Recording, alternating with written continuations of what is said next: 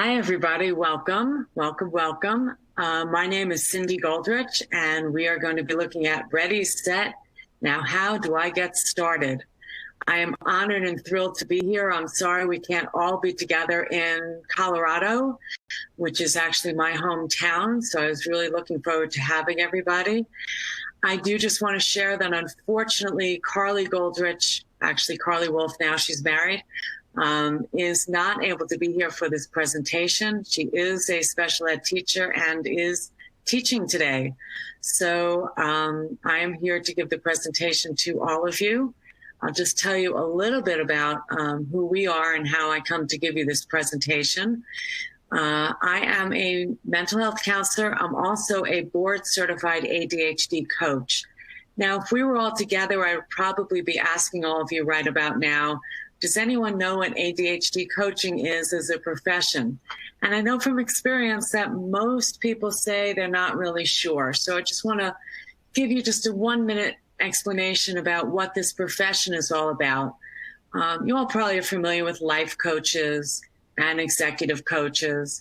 Well, in the world of ADHD, we found that there are many people that don't necessarily need therapy, but they could really use a lot of support. Education, tools, strategies, help staying accountable, help setting goals. And that's really what coaching is about. So as a coach, I'm there to support people. I originally started coaching high school and college kids, went and got years of training on ADHD and executive function and how this was all impacting the brain and learning and motivation and behavior.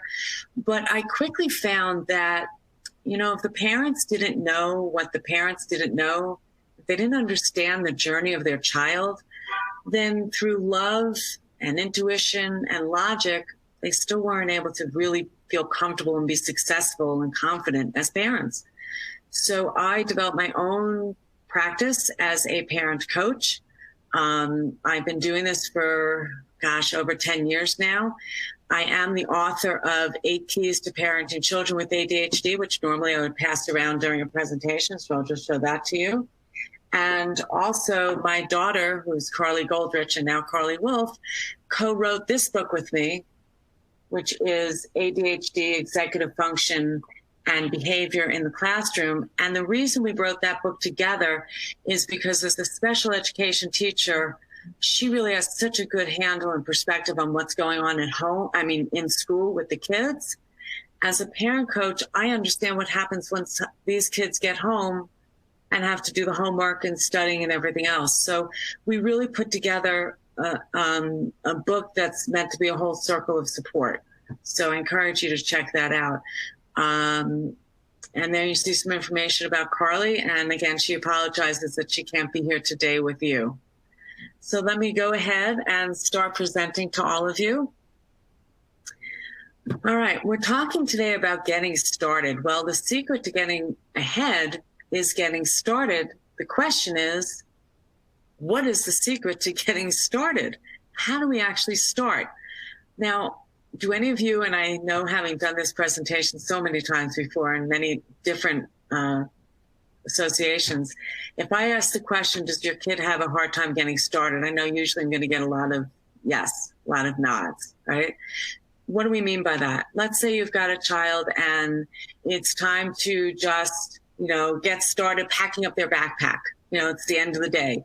Okay, start packing up your backpack. And the kid knows exactly what to do, but somehow they're not doing it. So what emotion does that raise in us? Well, we get really frustrated. We get impatient. We might even get angry. I feel like our child is being lazy or is just being defiant, not listening to us. But as I hope you're going to see, getting started is actually a skill. And that's what we're going to be talking about today. So before I go too far into that, I want to just talk about executive function skills. And it doesn't have the word skill up there, but I will tell you that I want you to think of all of these as actually skills. I'm not going to do a deep dive into explaining each of these. Certainly, I'm sure many of you already know, and I'm happy to work with you and give you a fuller explanation of that. But I want to just give a basic understanding. And I should back up by saying, which I neglected to say in my introduction, As an ADHD specialist, of course, I'm always going to have the lens of ADHD. I'm fully aware that many of you are not dealing with ADHD. But just so you have an understanding, if you do have a child who does have ADHD, we know without a doubt that they're going to have challenges in executive functions, okay?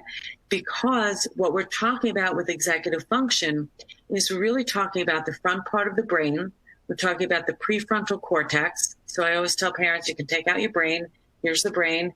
Here's the front part of the brain, right? This is where your thinking part of the brain is, the executive function part of the brain. The back of the brain is the amygdala, the reptilian part of the brain. That's where our emotions are. This is the part of the brain, the back part of the brain that develops first.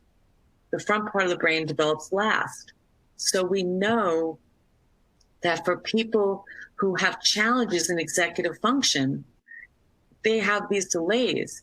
We know that people who have ADHD can be up to 30% delayed. That's like 3 to 5 years, depending on the kid's age, delayed in developing their executive function skills.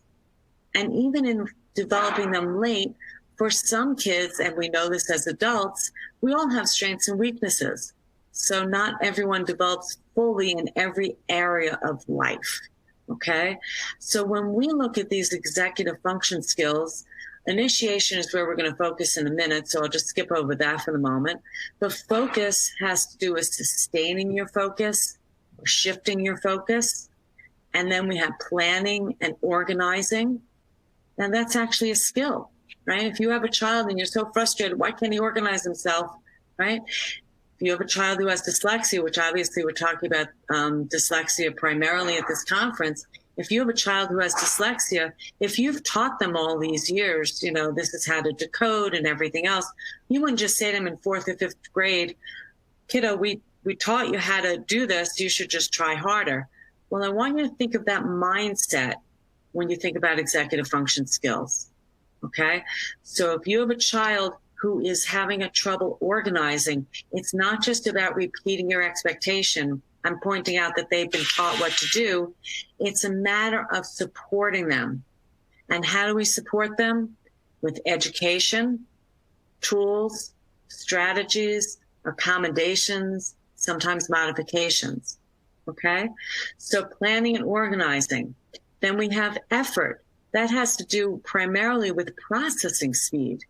Now, processing speed is can create one of the greatest challenges for kids with ADHD, with dyslexia, other learning challenges, because that's the speed that you can process information, either verbally or visually. And sometimes very intelligent people need to slow down their world, right? None of these executive function skills have to do with intelligence.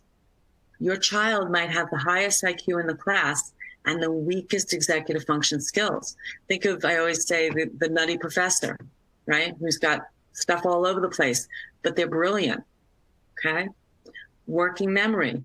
We know that there are 3 different kinds of memory. There's short-term memory. I need juice, eggs, and milk. There's long-term memory. Anyone here remember their childhood phone number? Right? Of course, kids today don't know their phone number because they don't have to commit it to memory. It's just in their phone. And then we've got the working memory. And what working memory is that's where you're integrating what you already know with the information in front of you. It's using your brain's search engine, right? Think about doing a long division problem. And then we have self-monitoring. Self-monitoring, that's that self-talk. And we'll talk about that in a few minutes as well. Right? The story you tell yourself, the reminding yourself, oh, last time when I did this, this is what happened. Or, you know, if I'm getting ready to do this, I better, you know, notice the other things around me. And then finally, we have emotional regulation. Now, if I was doing this live, I've been asking some of you, you know, how many of you have those kids that go from 0 to 100 like that when they get upset? And I know many of you are shaking your heads, me, right? Emotional regulation, I believe, many of us in the field believe, is at the core of ADHD and many of the related challenges, because how we're able to manage our emotions has so much to do with our ability to sit and learn or sit and perform. So we need to realize that, again, this is a skill. Our kids are not just trying to drive us crazy, right? And this is why the parenting piece is so important. Because if I don't realize that, let's say, I'll give you an example. If you say to your child, hey, do me a favor, go upstairs, get your backpack, your shoes, your tennis racket. On the way downstairs, could you go to my room and check my lights are off, and could you grab my water bottle? And I know some of you are shaking your heads and saying, oh my gosh, my kid could never do all that. And we end up getting frustrated and angry, and we're just confused. Like, why isn't Johnny doing what I asked him to do? He's so bright. He's so capable. So what I want to do is calm down the emotion and look at this as a skill. So for instance, in that example, if I were to ask you, okay, now that you accept that working memory is something that my child may have challenges of with in the moment, right? Because we all know that working memory, effort, emotional regulation, all these things are negatively impacted when there's stress in the room, when there's pressure in the room. And we all know we've had a lot of that lately, right? So if I know that my child is struggling with his working memory for this particular time, what are some strategies? Well, I can write down all the steps that he needs to do. I can maybe write it on a board. I can give 1 or 2 steps at a time. I can help him create a mnemonic device so he can lean on that, right? I can ask him to repeat it back to me. But the point is, I get out of my emotion and I go into strategies and problem solving. Okay, so that's why this is also important to realize that these are skills. You notice at the bottom it says referred to as the CEO or the orchestra conductor of the brain. We know that this is the control center, right? So I like to think of it as the board of directors. And you can show your kids this graph and you can say, hey, you know what? You've got a bunch of managers that you are responsible for. So if your manager for, let's say, planning and organizing is struggling a little bit, that's okay. Let's get that manager some strategies and some tools. Excuse me for just a moment.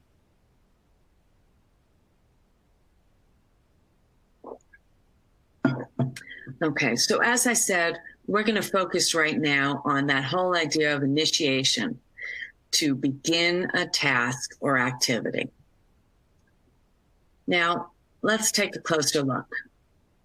Getting started for many students, and I'm going to say many adults, is about feeling ready to begin. But there's aspects of this.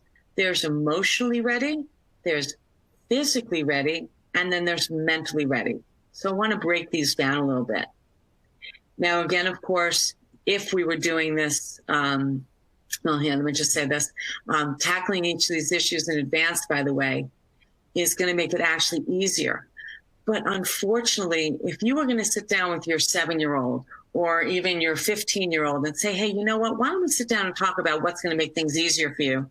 A lot of times they're not ready to have that conversation because they feel like that's taking even more time, right? I don't want to talk about getting started. Let me just get started when I'm ready. So we want to challenge that belief and make preparing more desirable and more palatable. That putting time in up front to be able to build your initiation and activation skills is going to pay off, okay? Now, if we were all together, I'd be doing a little activity right now called Nudge a Neighbor, where I'd ask you to maybe sit with someone else, next to you and talk about what are the challenges or frustrations that you find make task initiation so hard for some students, whether it's your child or if you're a teacher, your student in the classroom, or if you're a therapist working with a group, whatever capacity you're doing. So since I don't have that option to call on all of you, I'm going to tell you some things that I know parents have said and educators have said in the past. When I ask what are some of the challenges, here are the things that people come up with. I'm bored. I don't want to do this. This is boring. I can't get myself started. Some educators will call this moving from a preferred activity to a less preferred activity or a least preferred activity. They'll talk about anxiety, that the kid is just too anxious to get started, right? Or confidence, I don't know how to get started, I don't know where to get started. Maybe they don't have the advocacy skills. By the way, I just want to tell you, advocacy is a developmental skill. It cannot be an expectation. We can't expect a kindergartner to advocate for themselves. We sometimes can't expect a 12th grader or an adult. I've had people sit in conferences and not be able to see me well enough because they were sitting behind a pole and they didn't feel comfortable advocating for themselves, knowing, is it okay if I move? They didn't want to distract anyone. So advocacy is actually a developmental skill. Sometimes kids are just too distracted. They're just not paying attention in the moment to what they need to pay attention to. Remember, we said focus regulation, right? So those are some of the reasons that people sometimes find it very challenging. And if you have some of your own, by the way, I always encourage you guys to reach out to me. I'm always accessible. My email address, in case you didn't see it at the beginning, is cindy@ptscoaching.com. That's CINDY@ptscoaching.com. PTS coaching, by the way, stands for Pathways to Success, because I believe these kids aren't going to take a straight path. They've got challenges. Their path is going to be challenging, but they're still going to rise and succeed. Okay. All right. So, my kid has such a hard time transitioning. Well, transitioning involves 3 steps. Remember I said that some kids have a hard time going from, let's say, a preferred activity to a less preferred activity. When you think about transitioning, the 3 steps are, first you have to stop the activity. Then you're going to move cognitively or physically to that next activity. And then you're going to start the activity, right? But the thing is, each of these steps needs to be addressed separately. So if you have a child, let's say, who, parents say this all the time, I tell them, come on, you got to stop. You got to start eating dinner. And they focus on the eating dinner, or they focus on the starting the homework, or they focus on the getting dressed. But where the kid is really needing support is disengaging from what he's already doing. So in my parenting work, we talk a lot about how to help kids stop doing their activity. Okay? Very, very important. And then how do they feel emotionally toward what they're going toward? Are they excited? Are they running to it? Or are they dreading going there? So it's helpful to break down each of these into different steps. Now, when we think about being emotionally prepared, we want to address the potential benefits of getting started easier and sooner. So what are the benefits? Well, first of all, kiddo, you got to do the work anyway. So stalling and postponing does not make it go away, except here's the caveat. I've worked with parents long enough to know and seen enough kids that I know that sometimes kids will use this as their strategy, that they will stall long enough that the parent or the educator will say, look, you know what, there's no more time. Let's just go on to the next activity, right? So it's very important from our adult perspective to think about, are we contributing to the child's belief that if they stall, it will go away. If they postpone, they will run out of time and not have to do it. But barring that, we have a really good case for an argument to say, hey, listen, if you don't get started, that just means your day's ending later, because you still are going to have to get this done. Okay, so that's the first thing. The second thing is getting started more easily means less wasted time and therefore more free time. We want to help kids understand and look forward to being done. And that's one of our biggest tools. And so finally here, being able to self-initiate means you get to be more independent. You don't have to have that person standing over you all the time, whether it's in the classroom or the nagging parent who's saying, come on, you got to get started, you got to get started. And they're watching to make sure that you're on task, right? If you want to be an independent worker, you got to be able to get started on your own. So one of the things to do to get started, and we'll talk about other things, of course, is just take a breath and set your intention. Acknowledge, okay, I need to get started. And think about what's your self-talk. Because even if you're getting started on something you don't want to do, if you've made the commitment, if you've set your intention that you have to do it, then you want to have as positive approach as possible, right? So this is actually, and I know this is hard to read on here, I'm happy to send this as a handout to you. Again, if you email me at Cindy at PTS Coaching. This comes from our book, right? By the way, it's very interesting. In the book, in the very back under resources, there is a PDF, there is a link to the PDFs of all of the different activities. So you can actually print up all the different handouts that are in the book. But in this particular handout, what we're saying is, what are some things, what are some statements you can say to yourself that can take your negative thoughts and put them positive? For instance, I can say to myself, if I'm not wanting to get started doing my taxes, if anyone can relate to that, that, you know what, once I have it done, I have freed myself, it's on to the next thing, I know exactly what I'm dealing with, it's going to be more relaxing, right? I need to give myself some mantras. This too shall pass. I've been down this road before. You know, I can get this done. Think about how you're going to feel when you're done. So you want to really focus on that piece. Help them visualize where their time goes and what they can do with more free time. Remember what I said, if kids don't understand the difference between work time and free time, then they don't value as much having that free time. One thing, and some of you parents may relate to this, when I was younger, I wanted to finish my homework because that meant I can go outside and play. I could get together with my friends and play. But nowadays, that line has gotten so blurry because so many kids, especially the older kids, are on social media and they're talking to their friends, whether it's through text or on phone or on video, as they're doing their homework. So they don't feel like, hey, I want to finish so that I can talk to my friends. It's all merging. So we want to help them see that wouldn't it be nicer to talk to your friends without having that work over your head? So I want to show you guys a time timer. I'm sure some of you are familiar with it. And you'll forgive me, I'm going to try to get this in the window, but it's hard for me to see because I don't see myself right now. But this is a time timer. And if you're having trouble seeing it, you can see a link to it on my website. If you just go into resources, there's tons of resources. You'll see time timer there. But the benefit of this, it's just a very simple device. It just has a battery in the back. And I would set this, let's say, for 15 minutes. And I would say, okay, Johnny, we need to leave in 15 minutes. Or you have 15 minutes to do this.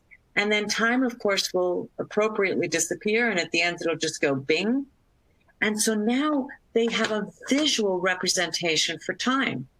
Because if you set a digital timer for, let's say, 15 minutes, and now there's 11 minutes left, that number 11 doesn't necessarily feel so different. But if you're seeing that time passing, that can feel very different. So I suggest that anytime you're going to give a child a time-oriented task, or by the way, I have many adults who use this as well, you must give them something to measure the passage of time with. But another really interesting thing you could do is talk about how long do things take.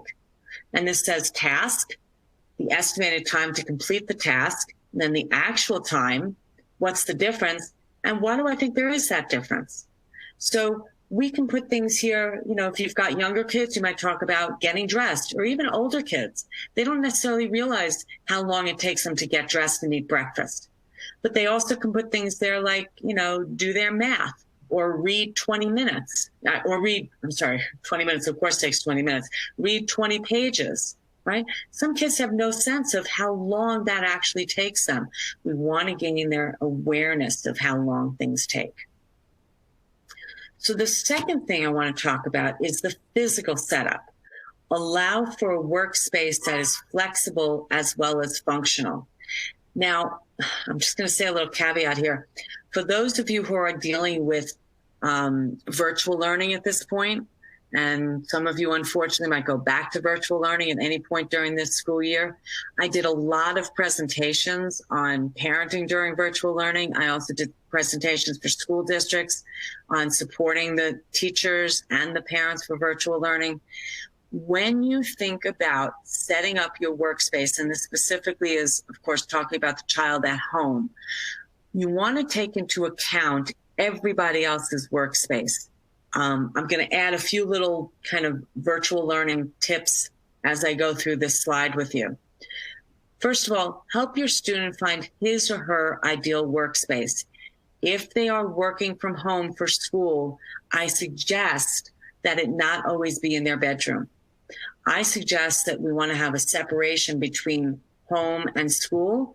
So maybe their workplace is going to be, if you're working as well, maybe it's near your workspace or the living room or the kitchen or the den, wherever they need to, if they do have the opportunity to spread out. And I realize a lot of kids don't have much opportunity to spread out. Even if you just make a little corner that says, this is my school corner, that's going to be helpful.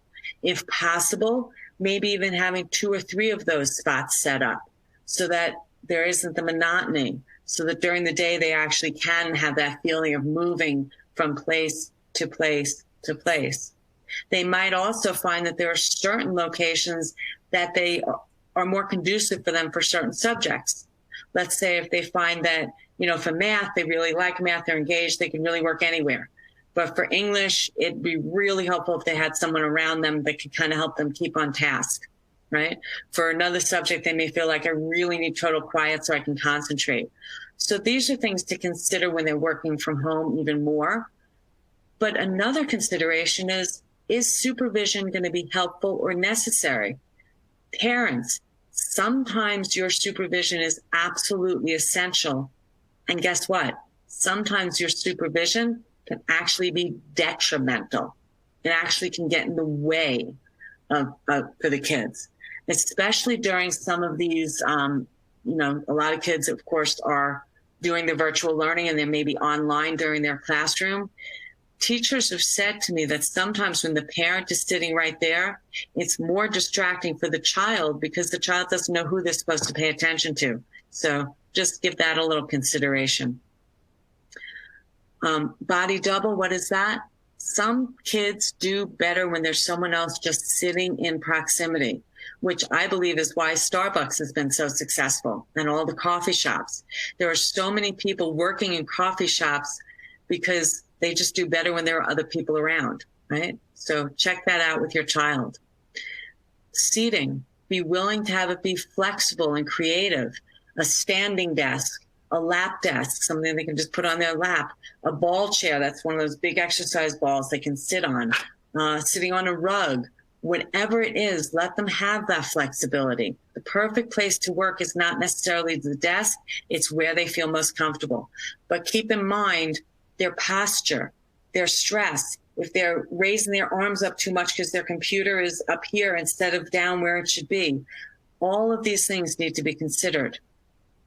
Think about the visual space, whether it's personal or private. They may want to have some kind of a representation of a goal. Maybe your kid loves to play basketball and they can have a picture of a basketball hoop. So that keeps them on task. And they say, hey, if I waste time now, I don't get to go out and play basketball as early.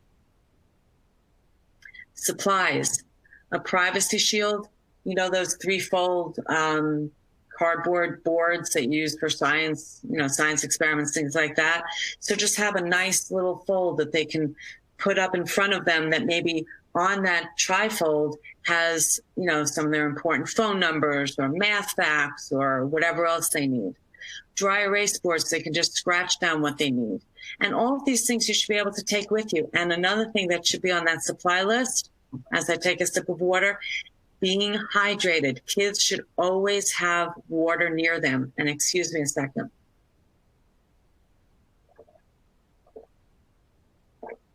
We want to help make sure that they're hydrated because that keeps their energy level up. And as we have there, the water, the snacks, the fidgets, the pad, the pencil, okay? And part 3, the mental preparation. I'm going to talk just for a moment about growth mindset. For those of you who are familiar with Carol Dweck's work on growth mindset, it's all about that concept of believing you have the ability to learn, that your level of understanding is not fixed, or not your level of understanding, but your level of ability and knowledge is not fixed. It's something you can grow. I know growing up, I thought I could never be an athlete, right? That was the belief I had. Many of you probably can relate to that. I'm not athletic. I'm not artistic. That's a very fixed mindset. We need to challenge that. I will say very proudly that when I was 50 years old, I first started doing distance bike riding. I'd never done more than 4 miles in my life. And at this point, I've now done 6 century bike rides. 2 of them were, in Lake Tahoe around the mountains, right? I've run 2 or 3 half marathons. It's all about the story you tell yourself. If you want to see more information on that, I did a webinar for Attitude Magazine, and you can go to this link, this bit.ly link, and you'll see it's a free video on me explaining what growth mindset is all about, okay? But before learning can happen, you must believe you have the ability to learn. So check out, do you think your kid feels confident that they have the materials and the information that they need? And do they understand the expectations? Now, why would a good kid who's been in class all day listening to the teacher come home with all of their materials and still not know what to do? That's where we need to think about the executive functions. Maybe the teacher was speaking in such a way that they couldn't process everything at the moment. Or maybe their working memory wasn't strong enough to remember the visuals that the teacher had up on the board that now at home they don't have. Maybe they got distracted during an important moment. Maybe they were so frustrated because of something that they were learning that they just didn't understand, that they kind of shut down for the rest of the lesson. So don't take for granted that just because your child doesn't understand what to do, it's because they didn't care or weren't paying attention. They may have been trying their hardest, but just there were too many obstacles. Also, do they feel that they have the ability to complete the work or access the help that they will need? I want to just say how important connection is with all of this. If a child does not feel emotionally connected to the adult, they won't necessarily feel safe to access the help that they need. You need to filter in that aspect. Do they need to do a mind dump? Maybe, I don't know about you, I've had a lot on my mind lately, right? So before I sit down to do a presentation or to write another article or work with a client, I have a pad of paper next to me and I just jot down all the things that are on my head so I know they exist outside of me. I don't have to think about them now, and now I'm ready to do my work. Now, in terms of planning the time, how much time is really needed for the actual work? They need to know that, right? That's why we talked about estimating time, but they also need to maybe know from the teacher, how much time should we expect? And what about breaks? Now, I know if I'm doing this live, parents are always saying, yeah, tell me, what do you think, Cindy, we should allow our kids to do for a break? Here's 2 answers I'll give you. Number 1, a break does not have to be a formal break. I'm going to tell everyone who's watching me right now to do exactly what I do. I'm going to put my hands up in the air, and I'm going to kind of stretch over to the right. Actually, that was left, I'm sorry. And stretch over to the right and just do a really good stretch, right? And I'm still talking to you and I'm still engaging, but that was actually a break, because in doing that, I rejuvenated the chemicals in my brain that are necessary for learning. Okay. So I've now given oxygen to my body. And remember, we talked about the front part of the brain and the back part of the brain. We know that we need to get the blood flowing to the front part of the brain. By stretching, I'm allowing myself to do that. I've got some really great stretches under my resources. You'll see something called the breath of joy, which you can do. But so that's one thing about breaks. In terms of how long breaks should be, if you're actually going to get up and go take a break, I would say 5 minutes. That's really enough. And I'll talk in a few minutes about a Pomodoro technique, and I'll go into more detail about that. But what is the benefit? It rejuvenates you, okay? Break should be about 5 minutes, as I said. And as I said, a break can be just stretching. A break can be anything that your child doesn't have trouble transitioning out of. Because remember, we talked about the trouble with transitioning. So you want to make sure that it's not, let's say, playing their video game or building their Legos. You can say, okay, maybe do 3 Lego pieces, right? But you may want to have something short that they can do as a break. Maybe jumping jacks, maybe, running around the block one time. But you want to talk to your child about these breaks and plan them all in advance. All right, have a list of what the breaks could be, so they're not spending half their break figuring out what they're going to do as a break. Is there a benefit to planning the overall approach of planning the time? Absolutely. Very often kids will, to get started, let's say they have their homework. Kids will sometimes just take out something from their backpack and that's what they'll start with. Or sometimes they'll start with the hardest thing. Or sometimes they'll start with the easiest thing. In my managing homework workshop that I give for parents, we talk a lot about planning the overall approach for doing their work. Because when do kids learn how to plan, how to manage their homework? They really don't, right?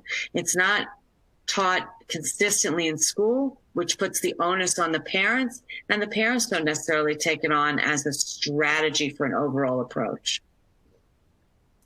So I mentioned the Pomodoro Technique. I just want to teach that.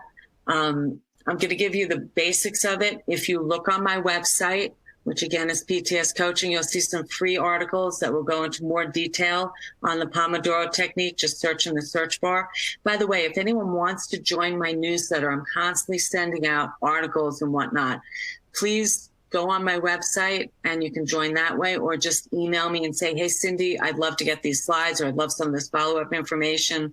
And I will gladly, enroll you in the newsletter and send you anything from here. But at any rate, so the Pomodoro Technique was created by someone who had a tomato timer, and that's why he called it a Pomodoro. That's Italian for tomato.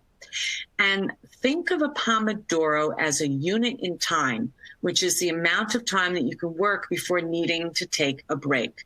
So you may say your Pomodoro for doing English, because you love English, is 20 minutes. You could sit and really do that. But your Pomodoro for doing science might be 15 minutes, right? So you want to come up with how much time. If possible, come up with an average so that you have a unified Pomodoro, unified unit of time. And what you're going to do is you're going to plan out how much time do you have to do your work. Let's say, and there are plenty of ways to approach this, but let's say, you got home from school and you've got dinner is going to require some of your time, and walking the dog is going to require some of your time, and you want to be done by such a time. So you've got 2 hours to do your work, right? So you're planning out how much time do you have to do your work. You're going to plan the order that you're going to do the work. As I said, sometimes you may want to start with the hard stuff or the easy stuff, or mix it up a little bit. You're going to think about when and how long those breaks are going to be. I suggest that there should be 3 short breaks of, let's say, 5 minutes, and then maybe a longer break of half an hour. So you're working in small bursts, right? So you're working, let's say, 15 minutes, you're taking a 5-minute break. 15 minutes, 5-minute break. Another 15 minutes, and then you'll take a half-hour break, okay? But it helps ensure that there is sufficient time allotted to do the work. Let's say I plan out all my time and I see I'm going to need 2.5 hours, but I only have 2 hours. Better I should know this up front, because maybe this means I want to look at something and say, you know what, I'm going to do that tomorrow. That's not essential, okay? Or maybe I need to, figure out a way to eat dinner shorter or something. But we don't want to be under that constant stress. So we want to know what our plan is. By doing the Pomodoro Technique, it also establishes short and focused bursts of work. I know that they are going to be much more effective working for a short burst where they can stay focused, take a break, then try to work until they're exhausted, and then they need a really long break, and then you can't get them back to the table to finish their work. right? So we want to have strategy around this. It's going to build their stamina and their concentration because they're going to know, okay, I could do this for 15 minutes. And it minimizes the chance of distractions taking on a whole new direction. Because as you'll see on the next slide, I want to protect the Pomodoro. I want to protect that unit of time that I'm working. So if I get distracted, I'm just going to write it down. I'm not going to actually be like Pavlov's dogs and just jump up at it, right? If I think, oh, wow, I want to call my friend Sam and see if he's free later, I don't want to just stop my work right now. I'm going to write down, call Sam, and during my 5-minute break, I'm going to call Sam. So the Pomodoro Technique, we're going to start with, as I said, the overall approach, and then this is what it might look like. Okay, and again, if you have a hard time reading this, please email me. I'm happy to send you some templates for this. But here you see that this student has 15 minutes where they're going to read their social studies pages, then they'll take a 5-minute break, and then they broke their math into 2 different Pomodoros. And so in going through this, they see that their total time to work is 2 hours and 40 minutes, but that includes their break time. All right.